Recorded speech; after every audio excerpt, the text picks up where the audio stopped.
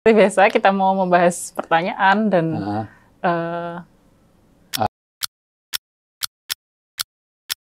apa yang masuk masalah dari teman-teman yang masuk lewat IG-nya Ayah di @ustadzwijayanto.official.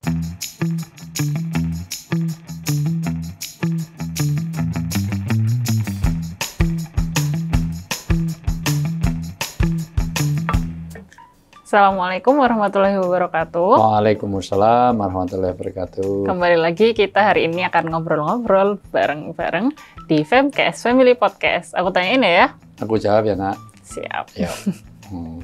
Kali ini seperti biasa kita mau membahas pertanyaan dan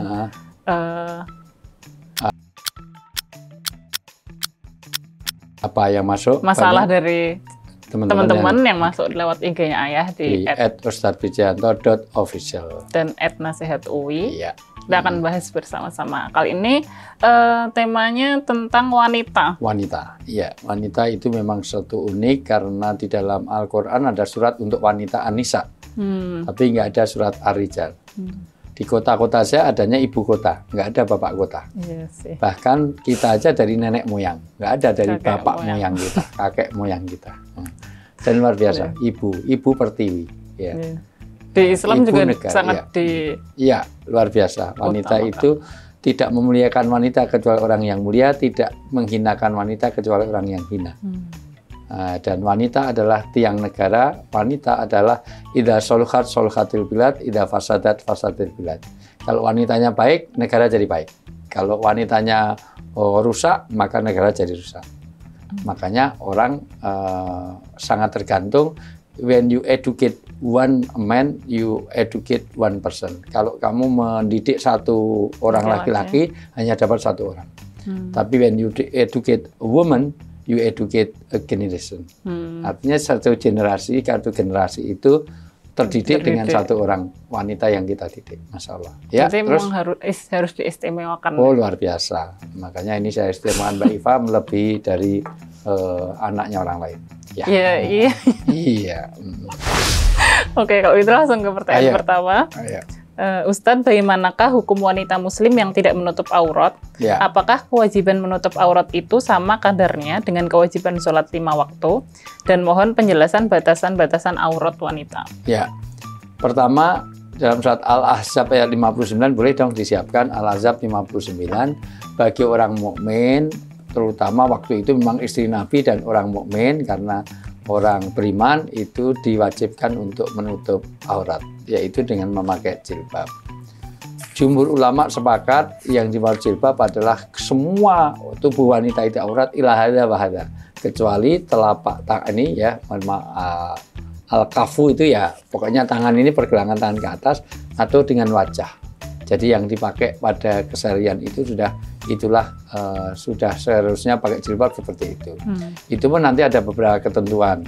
Tidak boleh terlalu tipis, nggak boleh terlalu ketat, tidak boleh sensual, tidak boleh jilbab. Kadang-kadang udah pakai kerudung, atasnya kerudung, bawahnya warung. Kenapa? Karena atasnya begitu rupa, bawahnya seksi. Itu ya nggak benar. Dibaca dulu ayatnya. Ayat berapa tadi? Al-Ahzab 59. Oh, 59. Ya. Wahai Nabi, katakanlah kepada istri-istrimu, anak-anak perempuanmu, dan istri-istri orang mukmin. Istri Nabi, anak perempuan, dan semua orang mukmin. Artinya istrinya orang mukmin berarti para wanita-wanita, orang yang beriman, itu dari wanita-wanita solihah, terus hendaklah mereka menutupkan jilbab mereka ke seluruh tubuh mereka. Ke seluruh tubuhnya. Nah, terus? Yang demikian itu agar mereka lebih mudah untuk dikenali, sehingga mereka tidak diganggu. Dan Allah Maha Pengampun, Maha Penyayang. Ya, supaya kita tahu bahwa yang membedakan orang muslimah dengan orang lain itu adalah dengan menutup aurat. Nah, tapi bagaimana dengan menutup aurat ini? Ya semaksimal kita. Mungkin kalau memang belum mampu secara maksimal, minimal jangan sensual. Itu pesan moralnya. Tetapi dari sisi kewajibannya apa sama dengan kewajibannya? Iya. Sebagaimana orang sholat, suruh puasa, suruh zakat, iya namanya kewajiban enggak? Iya, kewajiban. Bahkan nanti akan jadi pertanggungjawaban. Kenapa yang disuruh adalah istri dan anakmu? Karena istri dan anak itu tanggung jawab dari bapaknya. Makanya kita ini, walaupun saya masih ada 2 orang anak saya itu susah sekali disuruh pakai jilbab. Adiknya Iva ini susah. Iya, karena laki-laki. Ya. Oke. Iyalah, maksud laki-laki suruh jilbab. Yang nyuruh yang aneh lah. Aneh ya. Iya. Iya, jadi tidak semua anak suruh pakai jilbab, kecuali anak perempuan memang harus pakai jilbab. Ya, jilbab yang benar pokoknya tidak sensual, nanti tidak terlalu tipis, tidak terlalu ketat. Ya, gitu. Tapi semuanya juga mungkin pakai proses ya. Ya, by proses take time. Ya, kalaulah minimal ketika ada acara-acara keluar dulu gitu semuanya. Tapi memang idealnya keseharian memang harus seperti itu. Kecuali kalau memang di rumah memang untuk dengan bapaknya sendiri, dengan anaknya sendiri nggak ada masalah.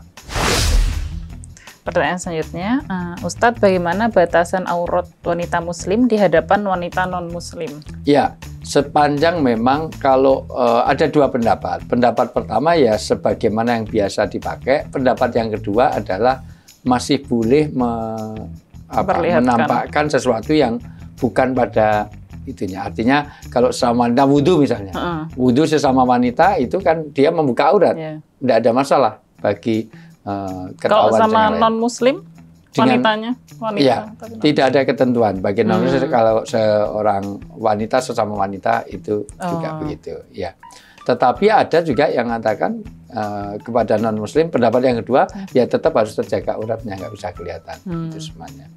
Ya. Yang pasti adalah yang paling aman adalah tetaplah tutup aurat, baik di depan orang muslim atau non-muslim, memang seharus seperti itu. Kecuali kepada sesama wanita tadi, memang sesama wanita menjadi berbeda. Memang ada 2 pendapat. Pendapat yang jumhur, kalau sesama wanita, maka tidak sebagaimana yang menutup aurat semuanya. Ya. Yang selanjutnya, Assalamualaikum Ustadz, wanita yang sudah menopause atau berusia lanjut, apakah boleh melepas hijab dan terlihat auratnya? Mohon penjelasannya Ustadz, karena banyak ibu-ibu yang sudah tua lebih memilih untuk tidak menutup aurat karena merasa tidak menggoda siapapun. Di dalam surat An-Nur ayat 60 boleh dibaca, ada orang-orang yang dimaklumi untuk tidak memakai pakaian luar. Artinya dia misalnya di hadapan, di rumahnya misalnya, di rumahnya dia tidak pakai jilbab lengkap itu, padahal itu ada orang lain yang bukan mahram, tapi di rumah terjaga, memang dia sudah menopause, sudah tidak ada syarat untuk nikah. Coba dibaca ayatnya. Dan para perempuan tua yang telah berhenti dari haid dan mengandung. Jadi sudah tidak haid, sudah mengandung, berarti sudah menopause, terus? Yang tidak ingin menikah lagi. Dan tidak ingin menikah atau tidak ingin untuk dinikahi. Karena nanti ada audit sosial. Wanitanya siapa? Karena kalau itu usianya sudah menopause, tapi memang dia cantik, masih syahwati, itu misalnya tolong aja misalnya siapa, misalnya kita sebut ya Bu Titik Puspa misalnya. Titik Puspa itu udah tua tapi masih seksi, masih banyak orang seneng, ya nanti ada audit sosial.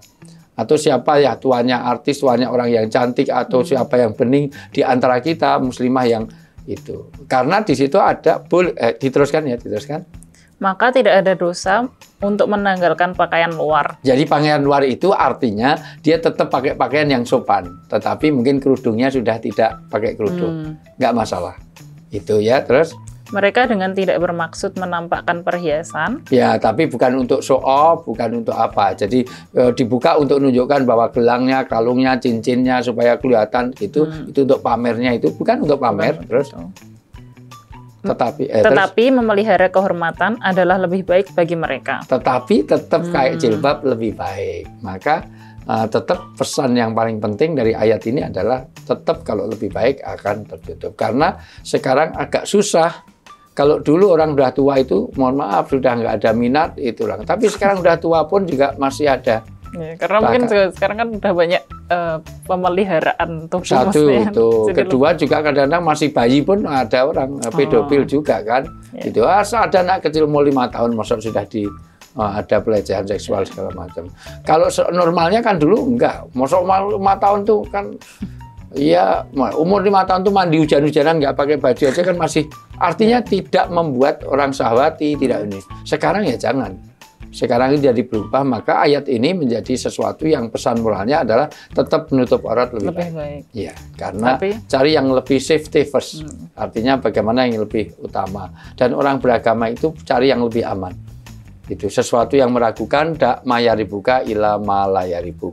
Tinggalkan sesuatu yang meragukan, cari yang lebih aman aja. Cari zona nyaman. Nah, kalau tetap pakai jilbab tetap lebih mulia. Ya. Gitu. Pertanyaan selanjutnya. Assalamualaikum Ustadz. Waalaikumsalam. Ustadz, bolehkah wanita ketika berwudu hanya mengusap kerudung karena keadaan mendesak? Mungkin kayak misalnya tempat wudunya tidak tertutup, terus ya itu namanya